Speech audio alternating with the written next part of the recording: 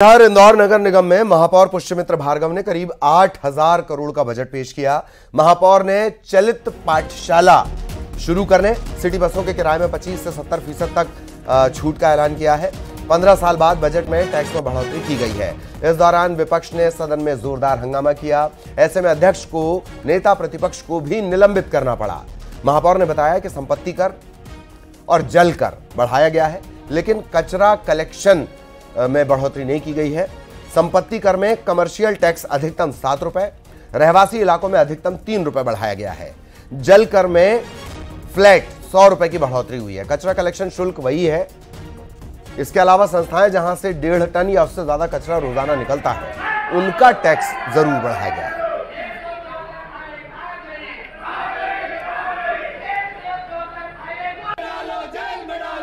अधिकारियों को जेल में डालो, जेल में डालो, जेल में डालो। भ्रष्टाचार नहीं चलेगा, नहीं चलेगा, नहीं चलेगा। तुम कौन? आप कौन है? क्या गुंडा? तू कौन है? और सहयोगी मिथिलेश इस वक्त हमारे साथ जुड़े हुए हैं। मिथिलेश के पास आपको लिए चलेंगे। मिथिलेश, हंगामे के बीच बजट पेश और टैक्स थोड़ी बहुत बढ़ोतरी, थोड़ी बहुत राहत। जी मिथिलेश। असी अगर इंदौर नगर निगम की बात करते हैं तो लगभग 8,302 करोड़ रुपए का 2024-25 का बजट पेश हो चुका है और बहुत हंगामेदार आज का पूरा सत्र रहा। और बीच में ही जब हंगामा ज़्यादा बढ़ा तो निगम के सभापति ने सभी कांग्रेसियों को सदन से बाहर कर दिया। उसके बाद मुख्य दरवाजे पर बैठकर कांग्रेसी जो पार्षद हैं हंगामा करते रहे, जमकर नारेबाजी होती रही, खासतौर पर फर्जी बिल भ्रष्टाचार के मामले को लेकर। लेकिन इस बीच बजट में जो सबसे बड़ी बात है कि महापौर पुष्यमित्र भार्गव ने कहा कि जो छात्र बाहर से आकर इंदौर में पढ़ाई करते हैं, जो छात्र जो कोचिंग, कॉलेज या स्टूडेंट इंस्टीट्यूट में पढ़ाई करते हैं, उन्हें 25% की छूट दी जाएगी। AICTSL यानी जो इंदौर नगर निगम का पब्लिक ट्रांसपोर्ट है, अगर उससे वो सफ़र करते हैं तो 25% की छूट दी जाएगी। लेकिन इस वक्त मैं AICTSL के काउंटर में मौजूद हूँ और इस पूरी योजना का नाम है महापौर पास योजना। और यहाँ जब हम पहुँचे तो जब हमने बातचीत की तो बड़ी जानकारी सामने आई कि जो भी छात्र बाहर से पढ़ाई करने आते हैं उन्हें अब तक 75% की छूट दी जाती थी। यानी 800 रुपये का जो पास है वो 240 रुपये महीने का बनाया जाता था। लेकिन आज महापौर ने अपने बजट सत्र के संबोधन के दौरान ये कहा कि जो भी छात्र कॉलेज, कोचिंग इंस्टीट्यूट में पढ़ाई करते हैं उन्हें 25% की छूट दी जाएगी। कुछ छात्र यहाँ पे मौजूद हैं जो फॉर्म भर रहे हैं, उनसे बातचीत करेंगे। कहाँ से आए आप? सेंधवा साइड से हूँ। सेंधवा से आए। क्या कर रहे हैं आप? क्या तैयारी करते हैं इंदौर में आप? नोरसेट की, एम्स नोरसेट की। अच्छा, क्या क्या फॉर्म देते हैं आप जब यहाँ पे आप अपना पास बनवाते हैं और कितने रुपए लगते हैं? 214 रुपीज़ लगते हैं। हाँ। और मैं DNA नर्सिंग एकेडमी से आई हूँ। हाँ। और ये फॉर्म में क्या आपको इंस्टीट्यूट का एक लेटर देना होता है जहाँ पढ़ाई करते हैं और एक आधार कार्ड? हाँ। ये देना होता है। चलिए, जो काउंटर में मौजूद हैं भैया उनसे बातचीत करते हैं। भैया, कितने प्रतिशत की छूट दी जाती है इन छात्रों को? 75% की अभी तक छूट दी जाती है। कितने का पास होता था ये 800 का पास होता है, बच्चों को 200 में दिया जाता है। तो क्या सभी छात्रों को जो कोचिंग पढ़ते हैं, हाँ, इंस्टीट्यूट जाते हैं, कॉलेज जाते हैं, सभी के लिए स्कूल? हाँ, सभी के लिए, कॉलेज में हो, स्कूल में हो, कोचिंग में हो, सभी के लिए। सिर्फ इंदौर के लिए था या बाहर के छात्र कोई भी? बाहर का कोई भी छात्र आके बनवा सकता है। 75% नहीं, लेकिन वो इंदौर में पढ़ना चाहिए। इंदौर में 75% की छूट? हाँ, 75। किससे सफर करने में कौन सा ट्रांसपोर्ट? सिटी बस के लिए, अटल सिटी हाँ, बस के लिए।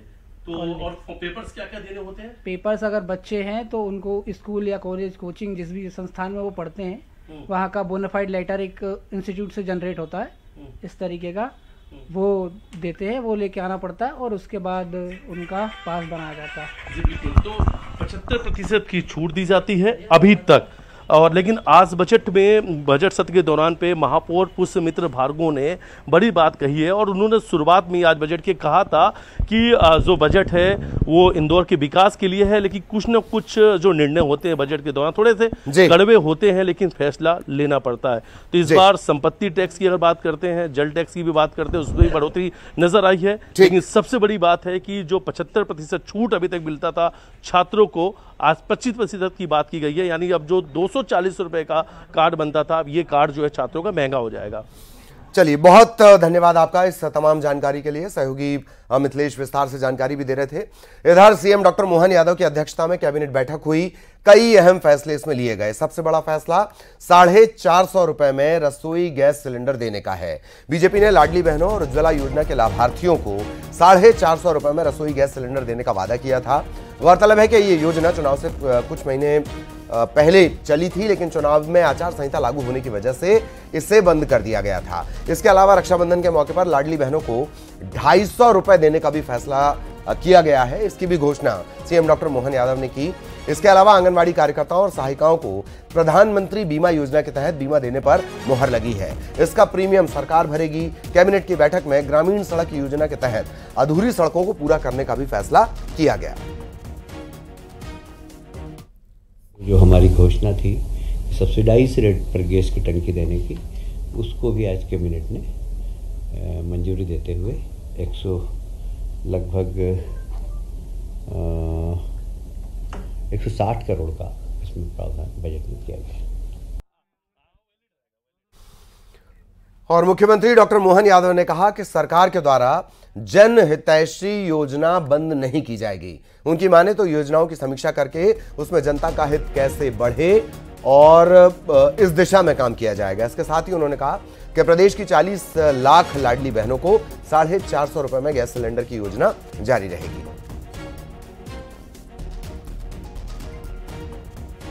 भी दोहराना चाहूँगा, रक्षाबंधन का सावन का महीना है, रक्षाबंधन भी आने वाला है। ऐसे में हमारी सभी लाडली बहना और खास करके उज्ज्वला गैस कनेक्शन की बहनों का जिनका गैस कनेक्शन है, ये इनकी संख्या लगभग 40 लाख के आसपास है। इनको हम अपने वित्तीय संसाधन से 450 रुपये में गैस कनेक्शन का जो सब्सिडी देने का हमने घोषणा पहले से की हुई है, हम उस पर कायम है। आज कैबिनेट के माध्यम से हमने और दोबारा उसको पुष्टि की है कि इनका वेट खोल करके उनको वो राशि दी जाएगी। ये वही बात है जिसके लिए हमने कहा था कि हमारे द्वारा कोई योजना बंद नहीं की जाएगी, बल्कि और योजनाओं में इजाफा करके सभी वर्गों का खास ध्यान रखा जाएगा।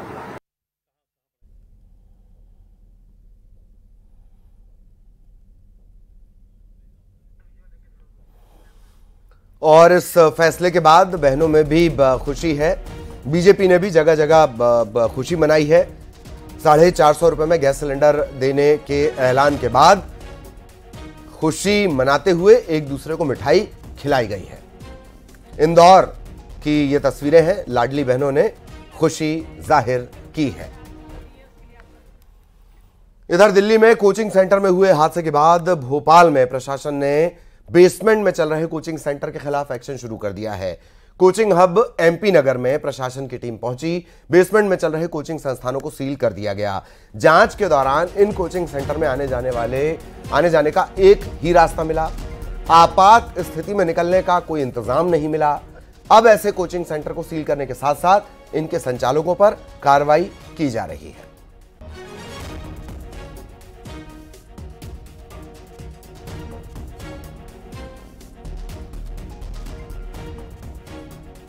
हादसे के बाद अब राजधानी भोपाल में भी ऐसी कोचिंग सेंटर पर कार्रवाई होने लगी है, जहां पर बेसमेंट में कोचिंग क्लासेस चल रही थी। ये एमपी नगर की कोचिंग क्लासेस है, जो देखिए आप प्रशासन यहां पर कार्रवाई करते हुए इस कोचिंग क्लासेस को सील कर रहा है। और यहां पर काफ़ी संख्या में स्टूडेंट भी थे और प्रशासन की कार्रवाई शुरू हो चुकी है। ये पहला कोचिंग क्लासेस है ओर्सस, जिसको यहाँ पर सील किया गया है, सील किया जा रहा है और इसके खिलाफ प्रशासन की कार्रवाई चल रही है। और यहाँ पर कोचिंग सेंटर वालों को हिदायत भी दी गई है कि इस तरह के बेसमेंट में कोई भी कोचिंग क्लास नहीं चलाए जाएंगे। आपको दिखाई दे रहा होगा यहाँ पर प्रशासन का अमला कार्रवाई करते हुए यहाँ पर कितने स्टूडेंट्स हैं इसकी जानकारी प्रशासन की टीम ले रही है। और इसको सील करने के बाद यहाँ पर कार्रवाई शुरू कर दी गई है।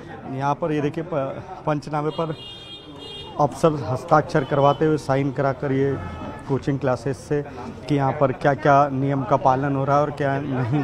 तो बेसमेंट में कोचिंग सेंटर है जिसको बंद कर दिया गया है। बड़ी कार्रवाई प्रशासन की आज शुरू कर दी गई है। हम कोशिश भी करते हैं यहाँ पर सर आशुतोष शर्मा जी हैं हम। सर कार्रवाई की गई आज पहली कोचिंग सेंटर पे, क्या खामी मिली यहाँ पर, किस तरह? देखिए बेसमेंट में हमको ऐसा प्रतीत हुआ कि क्लासेस कभी संचालित होती होंगी, उसमें टेबल कुर्सियाँ पाई गई, बोर्ड पे भी कुछ लिखा हुआ था। तो बेसिकली बेसमेंट जो है परमिटेड नहीं है, ये एमपी नगर कमर्शियल क्षेत्र है, हमने ऑफिस बंद कर दिया है। कंप्लायंस रिपोर्ट मिलने के बाद इस पर विचार किया जाएगा। सर और भी इस तरह कोचिंग सेंटर की अभी बेसमेंट में चल रही है, लगातार कार्रवाई जारी रहेगी। कोटेल एकेडमी भी हम गए थे जांच के लिए, कोटेल एकेडमी पे हमको क्लासरूम में ताला मिला, पर चूंकि वो भी प्राइमा फेसी बेसमेंट में ही था, हमने उसको सील कर दिया है। अब कार्रवाई लगातार जारी रहेगी, बेसमेंट में कोई भी चला रहेगी, बेसमेंट में इस तरह की गतिविधियां संचालित ना हो, और उसके अलावा भी सुरक्षा के अन्य मानकों पे भी हम जांच करेंगे। सर फायर सेफ्टी आर्म्स को लेकर भी बात आती है, फायर सेफ्टी पे भी हम जांच करेंगे। हमारे साथ फायर सेफ्टी ऑफिसर्स भी हैं, सतपुड़ा से भी हमने इलेक्ट्रिकल एक्सपर्ट्स को बुलाया है, साथ में हैं हमारे वो। लिफ्ट ऑडिट भी हम देखेंगे, यदि कहीं लिफ्ट इस्तेमाल होता है तो ऑडिट उसका कराते हैं कि नहीं कराते हैं, तो फायर एग्जिट है कि नहीं है, यहाँ जो छात्र छात्राएँ पढ़ते हैं उनको किसी प्रकार से कभी ब्रीफ किया गया है कि नहीं कि आपातकालीन स्थिति में क्या करेंगे, ये सारी चीज़ें हम देखेंगे। कांग्रेस से निष्कासित नेता अजय चौरड़िया ने फिर पार्टी नेतृत्व पर गंभीर आरोप लगाए। उन्होंने कहा कि अनुशासन कमेटी ने बात सुने बगैर उन्हें बाहर कर दिया। उनकी माने तो पार्टी के हित में सच्चाई का खुलासा उन्होंने किया, लेकिन उनके ऊपर कार्रवाई हो गई। मध्य प्रदेश कांग्रेस नेतृत्व बीजेपी का एजेंट बनकर काम कर रहा है, ये उनका आरोप है। मेरे द्वारा प्रदेश कांग्रेस को बचाने एवं मजबूत करने के लिए प्रदेश नेतृत्व की अकर्मण्यता एवं झूठ का पर्दाफाश करते हुए सच्चाई को सामने रखा गया था। उसे अनुशासनहीनता माना गया और मुझे 48 घंटे का नोटिस देकर पार्टी से निष्कासन का पत्र भी थमा दिया गया। मुझे अपनी बात अनुशासन समिति के रखने का मौका भी नहीं दिया गया, और इससे स्पष्ट हो रहा है कि मध्य प्रदेश में कांग्रेस की कमान संभाल रहे जिम्मेदार कांग्रेस संगठन के लिए नहीं बल्कि भाजपा के एजेंट बनकर काम कर रहे हैं। इधर मंदसौर में रिश्वत लेते पंचायत सचिव को गिरफ्तार किया गया है। 3000 रुपए की घूस लेते हुए लोकायुक्त ने सचिव फूलचंद जजवारिया को रंगे हाथों पकड़ा है। भानपुरा तहसील के धुआंखेड़ी पंचायत का यह सचिव है। भानपुरा के नीमच रोड में स्थित रॉयल ढाबे पर यह पूरी कार्रवाई हुई। पट्टा बनाने की एवज में इसने 3000 की रिश्वत मांगी थी। लोकायुक्त को जानकारी दी गई, लोकायुक्त ने जाल बिछाया और इसे ट्रैप किया।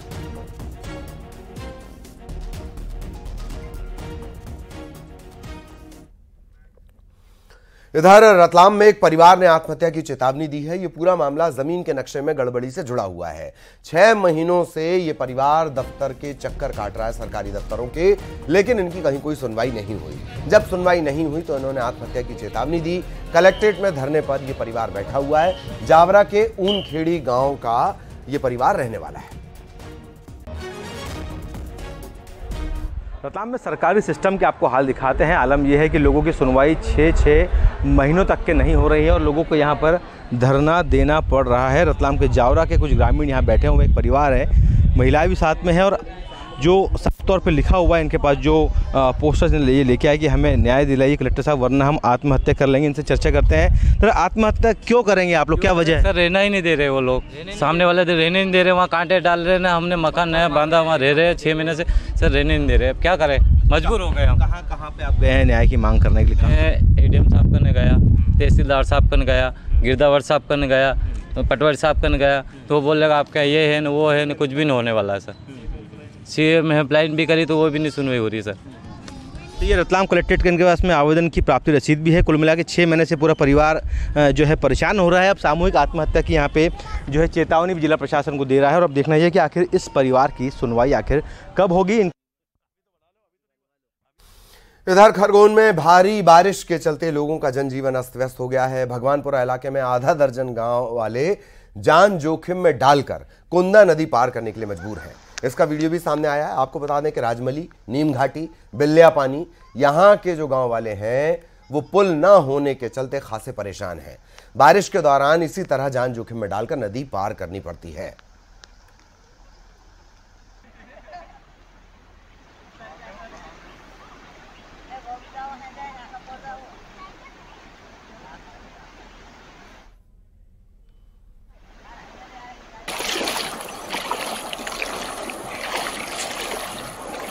तो भगवानपुरा इलाके के ये ग्रामीण हैं, न सिर्फ भगवानपुरा बल्कि कई गांव ऐसे हैं, राजमली है, नीम घाटी है, बिल्लिया पानी है, जहां के ग्रामीणों को ये कुंदा नदी है दरअसल, और जैसे ही बारिश का सिलसिला शुरू होता है कुंदा नदी में इसी तरह की स्थितियां बन जाती हैं। छोटे छोटे बच्चे हैं। एक तरफ जब दिल्ली में कोचिंग सेंटर में हुए हादसे की चर्चा चल रही है, वहीं दूसरी तरफ उसी फ्रेम में रखकर खरगोन से आई इन तस्वीरों को भी जरूर देखा जाना चाहिए। इधर उज्जैन और आसपास के इलाकों में लगातार हो रही बारिश के चलते मंगलवार को क्षिप्रा नदी का जलस्तर बढ़ने लगा। रामघाट समेत अन्य घाटों पर स्थित मंदिर डूब गए। क्षिप्रा नदी के रामघाट पर आरती स्थल समेत पुजारियों का जो तर्पण पूजा स्थल है वो भी डूब गया।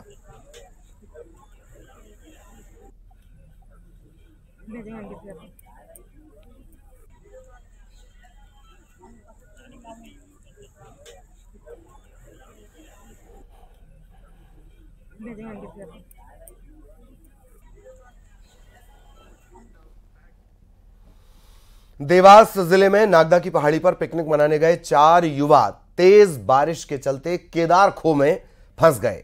बारिश के चलते नाला उफान पर आने से केदार खो में 3 लड़के और 1 लड़की फंस गए।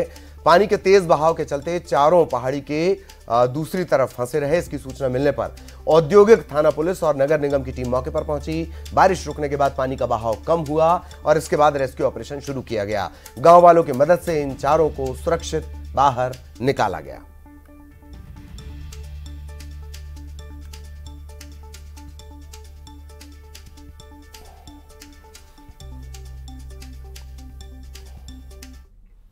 और अब